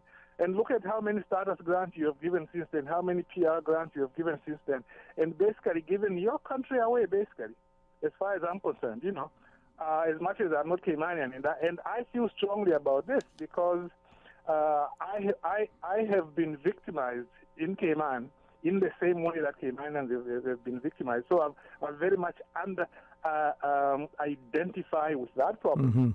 Okay? And then if you go back into history, to me, I think it's a question, it's an opinion I have, Dwayne, and I don't think people can prevent somebody from having an opinion. I do not think that this Attorney General has looked out for Caymanians or anybody who wants to view the Caymanian condition positively. Okay? When mass grants was given, what did this Attorney General do? This Attorney General said, when the mass grants were given in 2003, 2004, when they said, well, but this is an abuse of authority. And I remember at that time, the Honorable Wayne Panton at that time was chair of the Bar Association. He wanted to take action, judicial review against it. And I understand that, I remember that the answer from the Attorney General was, well, the provision in the immigration law allows cabinets to give special status if there is any special occasion or a special case. And he said, well, the special case was the 500th anniversary of the discovery of Cayman. You remember that was the celebration which was being done then. Now, to me, that's junk legal advice. That was totally wrong. And then regarding the TLEPs, the Attorney General advised that, well, if people come in, they sign these TLEPs, they can't apply for residence. Later on, he changed his advice. And he was put to task in the Legislative Assembly. I remember by Mr. Ezra Miller. I was sitting in there, and Mr. Ezra Miller said, how can the same Attorney General tell us that the TLEPs will be valid, and then now he's telling us that they are not valid? The same Attorney General, but nothing happened. He changed his advice as well, the Attorney General in tempora. I can't get into the technical legal details, except to say that he changed his legal advice in the course of an investigation against, call him a legal luminary in Cayman, and he changed his advice in a way that advantaged that person. And in a matter I was very much involved in, still am involved in, with beach access, there's a provision in the registered land law which says that if anybody challenges a refusal to register any land rights and appeals, then the registrar must refer the matter to the Grand Court. The Attorney General advised the registrar that you don't have to refer it to the Grand Court. I mean, this is the kind of Attorney General who has been in Cayman, always giving suspect legal advice on important issues. And in my view, and I want to be very blunt about this, get rid of the Attorney General. He can't come out 14 years after a legal opinion which has had such an impact. He now comes out, he says he never agreed with it. No, you can't do that. But in closing, let me say this. Mm-hmm. This is why way back when me and another generational Caymanian, we decided that we are going to facilitate the teaching of some courses. I was going to teach some courses regarding judicial review in particular and the legislative process to empower people in the community, right? To empower people. They fought me so hard. They did not want people to learn that. And I went even to the Grand Court and I lost. But you know why they fought me hard? It is because they want to be able to do these very things that they did regarding this legal advice. They do not want people in Cayman to be wise. And look at how expensive it can be. Okay? And I think Caymanians needs to now look at this and say, look, we want to be greater empowered in the legal field, the financial field, and the other field, so that people in the local community can be able, sometimes if the Attorney General gets up and says, oh, I got legal advice from the private sector and they told me this. People have to have enough knowledge to say, we don't care who gave the legal advice. We don't agree with the legal advice. We are asking you to get some other legal advice, or we will tell you according to our own legal research what we have found. And I think these are some of the things that have to be looked at in terms of the obligations which Cayman has in relation also to the British government, which were spoken about also by Mr. Bush and Mr. Warren, I think it was. Mm-hmm. So that's my little opinion for today. But I really urge people to be able to go to what the Honorable Brian said. I watched it live. It was like after 11 o'clock, so maybe a lot of people missed it and so on. But it is there on the 26th of April on 4 hours, 20 minutes, part 3. It is there. It is very, very important. I recommend it to everybody. Right. Otherwise, I thank you very much. We'll talk soon. Thank you very much for that as well. All right. And with that, we'll just pause quickly, come back and take some more calls perhaps. A caring and community spirit, cherished family and cultural values. These are some of the things that still embodies the Caymanian way of life in the Eastern Districts today. Savannah Pharmacy, your neighborhood pharmacy, located in Countryside Shopping Village, is delighted to offer products and services of real value. Whether it's catering to your family's medical needs or carrying apparel, gifts, and beauty products, Savannah Pharmacy provides you with more than just prescriptions. Remember, they're always just around the corner with everything your family needs and convenient opening hours, including Sundays and holidays. Savannah Pharmacy. For more information, call 946-3336. You deserve a unique vacation this year, one with easy non-stop flights from Cayman. Cayman Airways offers more non-stop flights to and from the Cayman Islands than any other airline. Now you can add Panama and Los Angeles to your travel bucket list. Skip the hassle of connecting flights. Panama is just a 2-hour non-stop flight from Cayman. And Los Angeles? Get there in less than 5 hours non-stop aboard Cayman Airways. Call 949-2311 or visit CaymanAirways.com to book your Los Angeles or Panama getaway today. Freedom, Cayman Rack. Freedom, Little Cayman. Soft breezes, blue waters, no traffic. Unwind and rejuvenate your mind, body, and soul. Sister Island Staycations, a taste of freedom. Discover all that our sister islands have to offer. Attention Georgetown residents. The Department of Environmental Health Georgetown Bulk Waste Collection will take place between May 8th to the 13th. This bulk waste collection will replace the traditional year-end collection. Household appliances, furniture, and other items too large to be handled by the weekly DEH collection crews should be placed by the roadside where it is easily accessible to DEH collection crews. Metals and vegetation should also be separated from other bulk items. Do not obstruct the roadway or storm drains or place tires, construction and demolition waste, hazardous materials or electronics. For more information on the Georgetown Bulk Waste Collection from May 8th to the 13th, please contact DEH's Solid Waste Management Section at 949-6696. But I do have some question. Cayman Islands' foremost listeners' participation program. Because there are more questions than answers. What the public is saying. Waiting to take your calls right now. Sterling Dwayne Ebanks.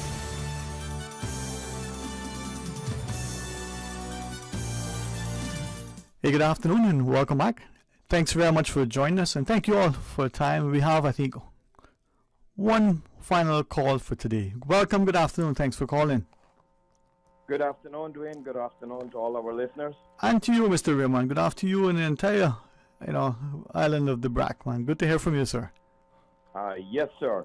Okay, I've been waiting a long time to try get on a very important message here. I was contacted yesterday morning around 10 o'clock by a family member of a person coming from Key West, Florida to Rotan. And there was no contact with the person since Thursday morning around 2 a.m. So I started my usual procedures, alerting, calling up and alerting all ships in the Northwest Caribbean from Western Cuba to Honduras and Belize to keep a lookout for the white boat 40 feet long with one person on board. The sole occupant was the captain. Anyway, I just got a call about 15 minutes ago saying that the man has been located and he's in good health. Thank God, yeah. Very good. Yes, sir. Yes, and my transmission, my maritime alerts, attention all seamen, missing boat at sea with one person on board, 40 feet long, white-colored hull. Attention to all seamen to keep a sharp lookout for this boat. Anyone that sights it to proceed to the location, take it in tow and render assistance. So they actually heard my transmission in Rotan, Honduras from Cayman Brack. So that means the power that I'm transmitting to reach Rotan. The sister of the missing man told me that last night. They heard me in Rotan over a VHF radio when I was doing my broadcast. So I hope it's one of those boats that received the transmission that went out there and actually found him. So saying to the family of Murphy Dilbert, 51 years old, has been located off the coast of Belize and is in good health condition. He was missing since Thursday morning around 2 o'clock from Key West, Florida, coming to Rotan. So that report that I got saying that he's in good health and he has been located. Well, Mr. Raymond, as you're speaking, I'm looking at a message and it just wants to say to you thanks, because similarly, they have reached out to you and you made contact because their radio couldn't. What you do is important, I guess, helps people, and hopefully it not only brings you great reward, and satisfaction, but maybe encourage others to see the importance of it. So thanks very much, Mr. Raymond. I know we're almost at the end, but any quick other thoughts? Yes, that was from 10 a.m. On Sunday, all through Sunday night into Monday. I was doing my usual broadcast for help to find the missing man. And again, yesterday, I got a call from a boat approaching Cayman Brack, a sailing boat with two Germans that had damage on board from being in the rough weather at sea, and I directed them into the mooring abreast my place, and they were allowed to stay there and repair their boat and depart last night to go on to Port Antonio, Jamaica. So I had a very busy weekend assisting lives at sea. Thank you for that, sir. Those who have ventured, the high seas know coming back safely is something the family always welcomes. Hey, thank you, Mr. Raymond. Thank you, sir, for that. And, it is a strong maritime heritage. It is the work and commitment, dedication of people like Mr. Raymond. It's the reminder. I think highly of the late Captain Shelby, a man who was regaling many of story from his passages across the high seas, to many of our fathers and the men of their day. So that salt water runs deeply in our veins, and it sort of reminds us of the importance to love and show humanity with others, to act with humility. If I might say, it's great when you work with wonderful people. If he would allow me to publicly say thanks to DJ Lynn, he just shows his love and affection for the entire team, and his gesture is certainly most appreciated. Now, in short order, hopefully you'll be able to hear Wilson Natry himself, the one and only Joel Wilson. It's good to see him back in the house. The boat has not been the same without his talent behind it, so he'll soon return and remind us of the skill that he brings, the passion and the commitment, a true service, true music. Well, have an excellent Tuesday afternoon. May the promise of Wednesday be one that fills your soul. May the sun shine upon your steps, that your spirit will be so illuminated that as you smile, it'll light up the darkest of corners. And as I say that, perhaps I see a reflection in my own eye that reminds me of what yesterday was and what tomorrow could be. Until then, my friends, be blessed. Talk Today is brought to you by Subway, open 24 hours in Countryside, Anderson Square in Georgetown, and Centennial Towers in West Bay. And by the Ministry of District Administration, Tourism and Transport. Explore your history, explore your land, explore your sister islands. MedLab in Smith Road Plaza, your complete medical laboratory solution. Call 949-7331. And Savannah Pharmacy in Countryside Shopping Village, convenient opening hours including Sundays and holidays. And Cayman Airways. Call them on 949-2311 to book your nonstop flights to Los Angeles and Panama.